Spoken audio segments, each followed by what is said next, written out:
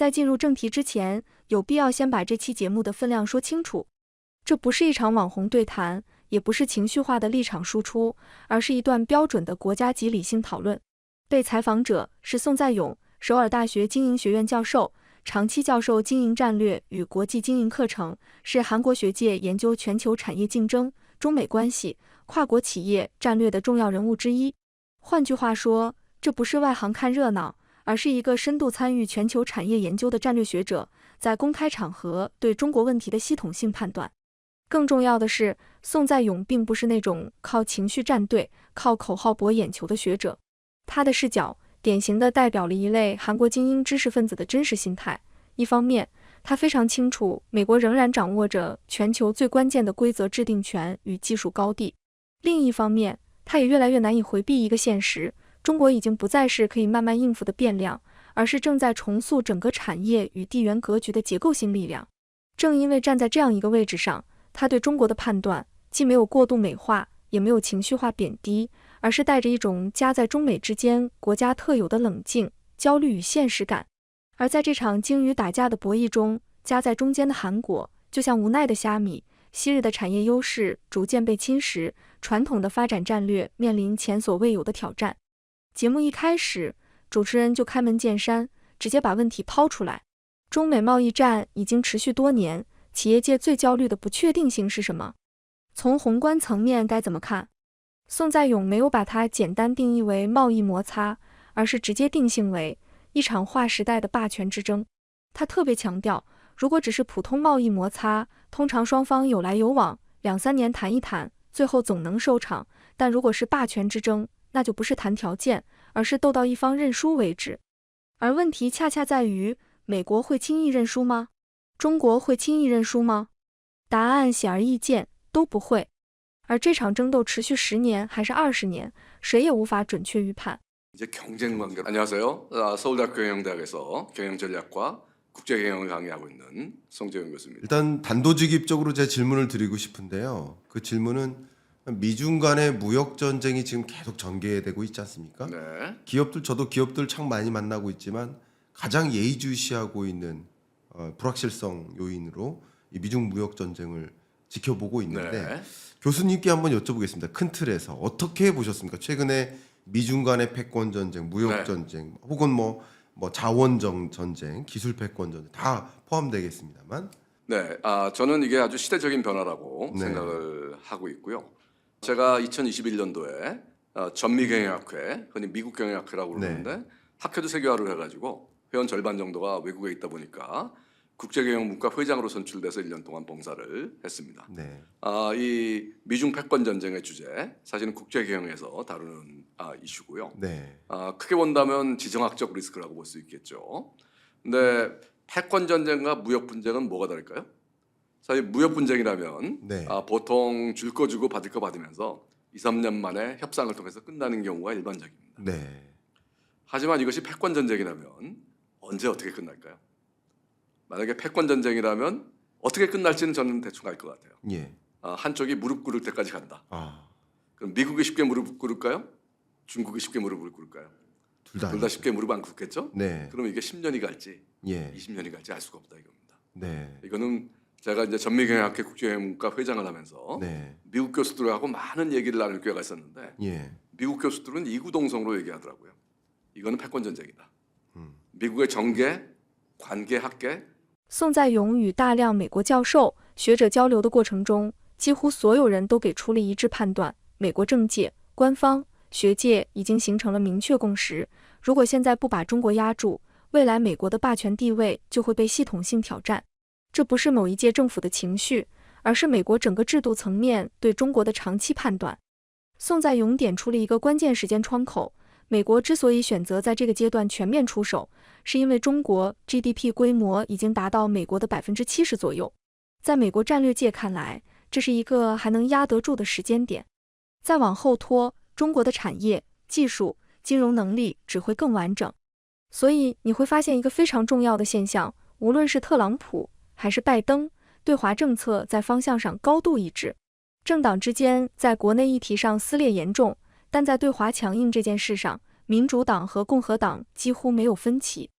这也是为什么很多人曾经幻想换总统就能缓和中美关系，但现实恰恰相反。从中国观察者角度看，这说明一件事：中美冲突并不是情绪型对抗，而是结构性冲突。 지금 이 시점에서 미국의 패권을 위협하는 불량 국가 중국을 꺾어놓지 않으면 네. 결국은 중국이 미국을 넘어선다. 그렇기 때문에 지금 중국이 더 크기 전에 미국 GDP 한 70% 정도 올라왔을 때 이 네. 시점에서 꺾어야 된다. 다만 재계만 좀 말립니다. 재계는 야 우리가 중국에 공장이 얼마나 많이 있는데 또 중국이 우리한테 얼마나 큰 시장인데 네. 좀 살살해. 하지만 오래 간다는 이유는 뭐냐? 지금 사실은 미국도 최근에 정치가 상당히 대립적으로 가고 있는데요. 근데 미국의 민주당과 공화당이 완전히 컨센서스를 이루는 영역이 뭐다? 바로 중국 대립입니다. 네. 그래서 2018년에 트럼프 대통령이 미중 관세 전쟁 또는 이 패권 전쟁을 시작했는데 사실은 바이든이 되면서 완화되지 않을까 하는 기대도 있었는데 전혀 완화되지 않고 사실은 바이든은 그대로 계승해서 갔고 올해 전략 산업을 중심으로 중국에 대한 통제를 강화했단 말입니다. 또 트럼프 2기 들어와서는 더 강화하고 있고요. 그렇기 때문에 사실은 이거는 전형적인 对于夹在中美之间的韩国而言，这场霸权之争的冲击尤为致命。过去20多年，韩国奉行的是一套非常务实也非常成功的路线：安全靠美国，经济靠中国。这套安美经中战略，不论左派政府还是右派政府都在用，而且确实吃到了红利。但问题是，在中美霸权对抗已经白热化的今天，这条路还能不能继续走下去？宋在勇用了一个极具画面感的比喻：鲸鱼打架，虾米遭殃。而韩国很可能就是那只虾米。从中国的视角来看，韩国的困境其实是很多中小国家在大国博弈中的缩影，既想在安全上依附强国获得庇护，又想在经济上与新兴经济体合作获取利益。但在霸权之争的零和思维下，这种两头讨好的空间正在被不断压缩，最终只能被迫做出选择，而无论选择哪一方，都必然要付出沉重的代价。 볼 수 있고 그렇기 때문에 우리가 사실은 미국과 중국 사이에서 우리는 전통적으로 안미 경중의 전략을 써왔습니다. 안보는 미국, 경제는 중국. 네. 사실은 굉장히 좋은 전략이었습니다. 실리를 취하는. 이거는 뭐 좌파 정권이 들어오던 우파 정권이 들어오던 다 써왔던 그렇죠. 그런 전략이었는데 문제는 앞으로도 쓸 수 있을까? 이게 이제 저희한테 문제고 잘못하면 고래 싸움에 새우등 터지는 꼴이 나올 수 있다. 双方将话题聚焦到中美博弈的具体表现形式上。主持人认为，这场霸权之争就像一场20回合甚至100回合的拳击赛，现在大概才进行到第2回合，未来的路还很长，双方都会拼尽全力不让自己认输。这场持久战的基调已经基本确定。这个比喻非常形象，当前中美之间的博弈确实处于相持阶段，没有一方能够在短期内彻底压制对方。 双方都在各自的优势领域发力，同时规避自身的短板，形成了相互制衡的格局。在众多博弈领域中，稀土问题成为了最具代表性的焦点之一。在中美第2轮贸易谈判，也就是伦敦谈判期间，中国限制稀土出口，让美国明显感受到了压力。宋在勇的判断非常直接，中国精准地抓住了美国的软肋。美国在军事工业、高端制造中大量使用稀土。 但长期依赖从中国进口，而短期内要建立一套替代供应链几乎不现实。正是因为这个原因，美国在某些时候不得不收敛态度，哪怕嘴上依旧强硬，行动上却要留余地。而对韩国来说，这并不是看热闹的问题。韩国的产业体系同样高度依赖中国稀土，一旦中美博弈升级，稀土被武器化，韩国面临的冲击一点都不比美国小。 네, 말씀 감사합니다. 최근에 미중 패권 전쟁이 좀 격화되는 그 양상이 관세 전쟁이나 뭐 자원 전쟁이나 뭐 통화 전쟁이나 여러 가지 모습으로 그렇죠. 네. 나타나고 있는데 네. 그 패권 전쟁 제가 어제 마침 칼럼에 글 쓰다가 이렇게 시작한 적이 있어요. 미중 패권 전쟁이 한 20라운드 혹은 100라운드 싸움인데 네. 그 중에 이제 2라운드 정도 되지 않나 네네. 이런 느낌으로 네네. 글을 이미 적은 게 네. 있는데 저도 뭐 몇 라운드인지 모르겠지만 그렇죠. 아직 상당히 더 갈 것 같다 예. 하는 그러니까 한쪽이 네, 무릎을 꿇을 때까지는 그렇죠. 네.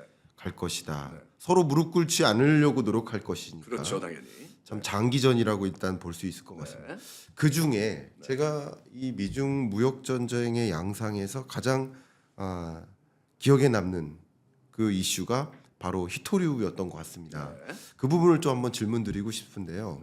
그러니까 특히 무역 합의 두 번째 합의 런던 합의를 하는 과정에서 히토류 공급을 제한했었던 중국이 오히려 승기를 드는 모습이 아닌가 이런 생각을 했어요. 역시 미국은 반도체 수출을 금지하거나 AI 규제를 하거나 중국은 이제 자원을 공급을 차단하는 이런 맞불 작전을 펼치고 있는데 이런 것들이 한국에게는 또 한국 기업에게는 또 경영대학에서 오셨으니까 한국 기업에게는 또 어떤 영향을 미칠 거라고 혹시 생각하신지 여쭙고 싶습니다. 네, 사실은 그 미국이 이번에 4월 2일에 대규모 상호 관세를 발표하면서 중국에 대해서도 사실은 중국이 또 보복을 천명하니까 뭐 네. 145%인가까지 끌어올렸었죠 관세율을. 그러다가 이제 그걸 극적으로 낮추게 되는 계기 중에 하나는 사실 중국이 미국의 아킬레스건을 잡고 있는 거죠. 미국에서도 히토류가 많이 사용되는데 특히 무기에도 많이 사용되고 있고 네. 그런데 그 대부분이 중국에서 공급이 된다. 그리고 단시간에 대체 공급망을 찾기가 쉽진 않다 하는 미국의 아킬레스건을 중국이 제대로 잡은 거죠.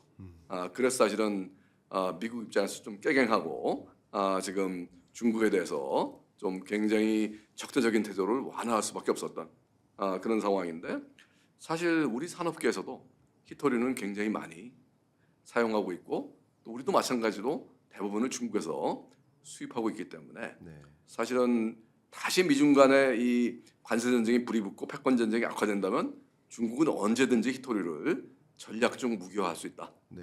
이건 미국이 가지고 있는 고민이기도 하지만 한국도 마찬가지로 가지고 있는 고민이기 때문에 네. 결국은 중장기적으로는 미국도 물론 그걸 추진하겠지만 한국도 대체 공급원을 좀 찾아야 되는 절박한 시점이라고 지금. 但博弈是双向的。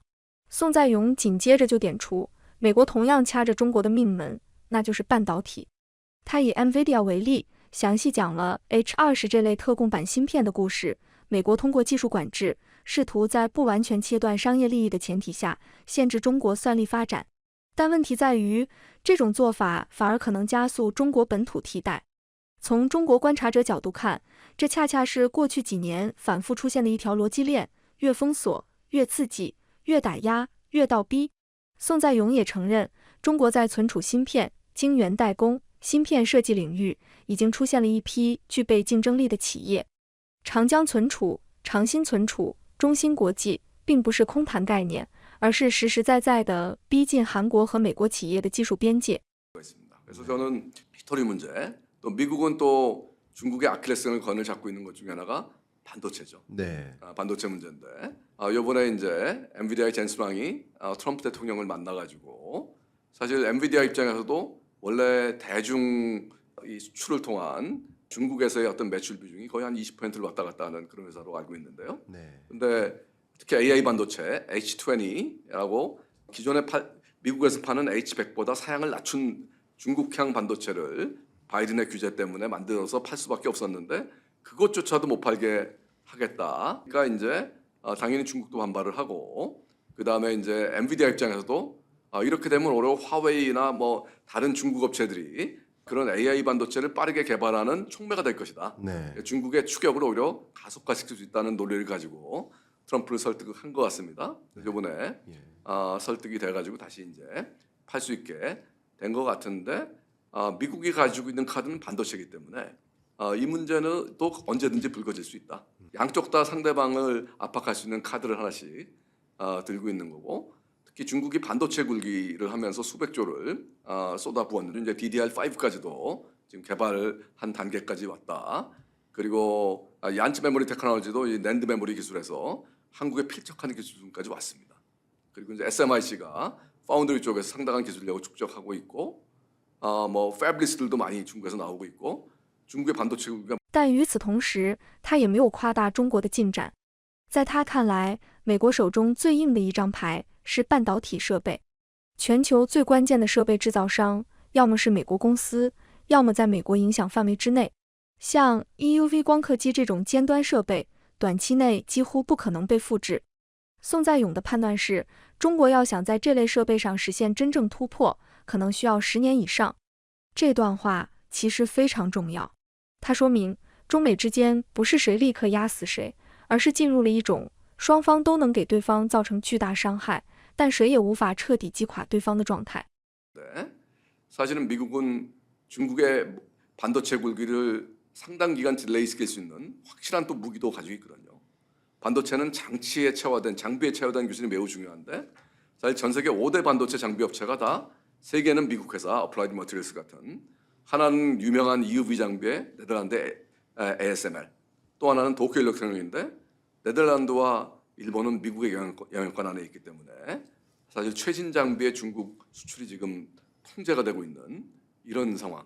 이건 사실은 이것도 물론 장기적으로는 중국의 반도체 장비 국산화를 촉진시키는 모멘텀이 될 수도 있지만 이 EUV 장비 같은 장비는 그 장비 하나가 몇천억 하는 그런 장비로서 그 전 단계인 DUV 장비 단계에서는 일본의 캐논, 니콘도 있었는데요.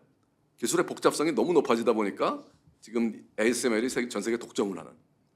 근데 그런 노광 장비, EUV 장비 같은 최첨단 노광 장비를 중국이 독자 개발한다?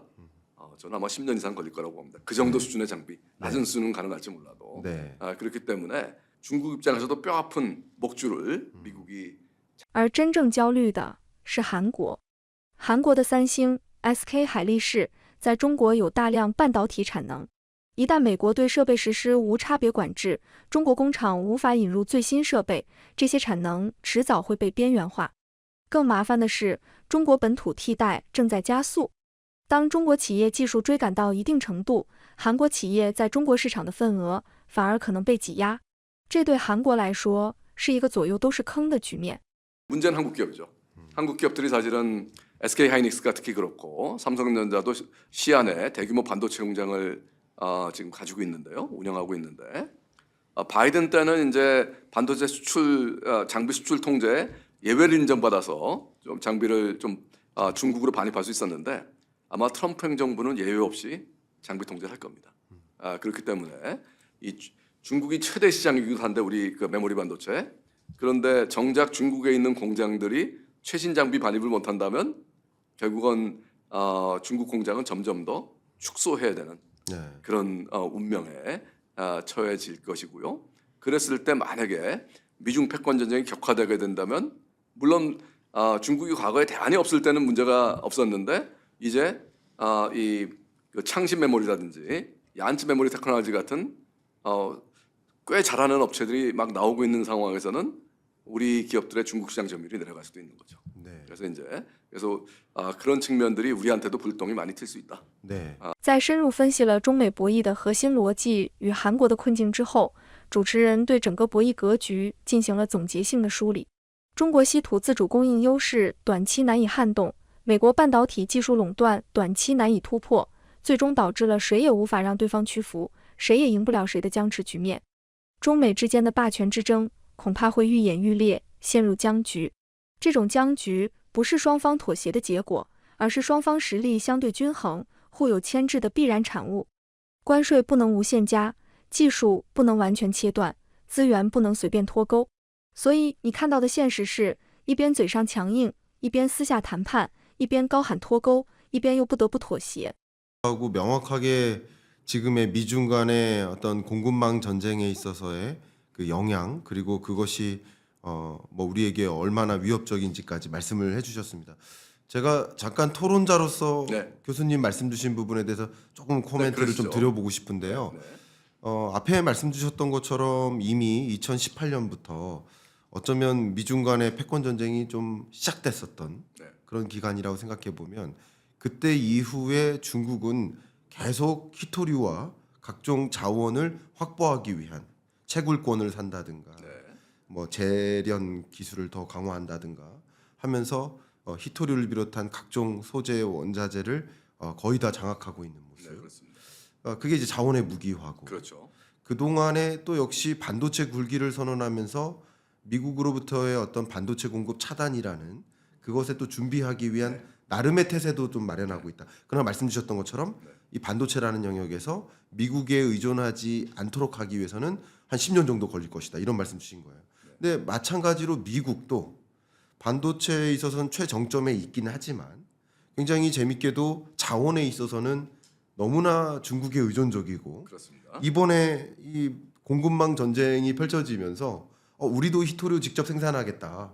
히토류 가격을 중국 가격에 거의 맞추기 위해서 기업들에게 다 지원해주겠다. 이런 적극적인 움직임이 있지만 역시 히토류를 독자적으로 미국이 조달하기 위해서는 한 적어도 5년 정도 걸리지 않겠느냐라는 진단을 많이 합니다. 네, 그럴 겁니다. 그러면 그럼 여러 가지 뭐 이야기가 있지만 여기서 한 가지 생각하는 것은 교수님께서 방금 명확하게 표현해 주신 미국이 중국에 뼈아픈 목줄을 쥐고 있다.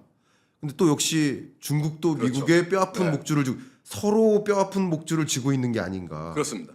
그러니까 이게 서로 무릎 꿇을 수도 없고 서로 이기기도 어렵고 네. 팽팽하게 이 미중 패권 전쟁이 더 전개되지 않을까 하는 그런 생각을 이제 교수님 말씀 속에서 제가 지금 생각이 났거든요. 네. 교수님은 어떻게 보십니까? 이렇게 저도 그렇게 네. 보는데요. 네. 단지 이제 관세만 놓고 본다면 미국 입장에서는 중국을 더 무릎 꿇리기 위해서 더 높은 관세를 때리고 싶은 마음도 굴뚝 같지만 네. 사실 목줄이 잡혀 있기 때문에 네. 사실은 그러기가 어려운 것도 현실이라서 지금 그렇게 제네바나 런던 같은 데서 지금 타협점을 찾고 있는 거고 그렇기 때문에 사실은 원래 트럼프는 더 나가고 싶었지만 뭐 심지어 유학생 통제도 좀 하고 싶었고 여러 가지 하고 싶었지만 그래서 이제 바이든 때는 디리스킹 전략이었고요. 일반 소비자는 안 건드리고 인플레이션 문제가 있으니까 전략 산업만 건드린다 네. 하는 그런 디리스킹 전략에서 사실은 트럼프 공약을 본다면 디커플링으로 가고 싶었거든요. 네. 전방위적으로 중국과의 관계를 낮춘다. 인적 교류도 포함해서. 네. 한데 이번에 해보니까 중국이 확실한 미국의 목줄을 잡고 있는 게 네. 있기 때문에 예. 그렇게까지 나쁘게 가기는 쉽지 않아 보인다. 面对这种复杂的局面，韩国该如何应对？这是视频最后聚焦的核心问题。宋在勇回顾了过去几十年东亚产业分工的经典模式：韩国、日本提供中间产品、核心零部件和材料，中国负责大规模制造和组装，最终成品迈向欧美。这个体系对韩国来说是实打实的黄金时代，半导体、石化、钢铁全都赚到了钱，对华贸易长期保持顺差。但问题出在中国不再只满足于组装厂这个角色。当中国开始集中力量发展半导体、材料、设备这些以前韩国的看家本领时，原本的互补关系就开始发生质变。宋在勇说得很直白，中国现在重点发展的恰恰是韩国的支柱产业，而且中国做这件事不是喊口号，是砸钱、上产能、搞配套。从石化、钢铁到半导体，中国一轮接一轮的集中投资，结果就是韩国对中国的出口断崖式下滑，中国特需消失，甚至反过来开始担心中国的廉价产品涌入韩国市场。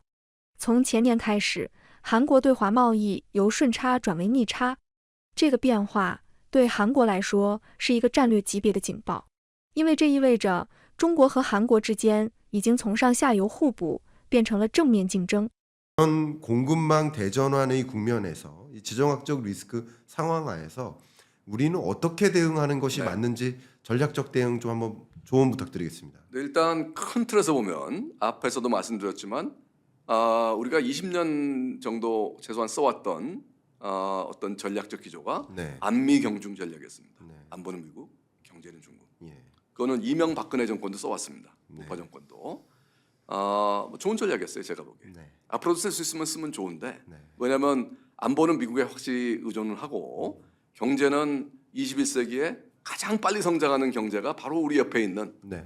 중국이었기 때문에 사실 중국이 고도 성장하면서 우리 경제가 큰 수혜를 봤던 것도 사실입니다. 네. 근데 앞으로도 쓸 수 있을까요?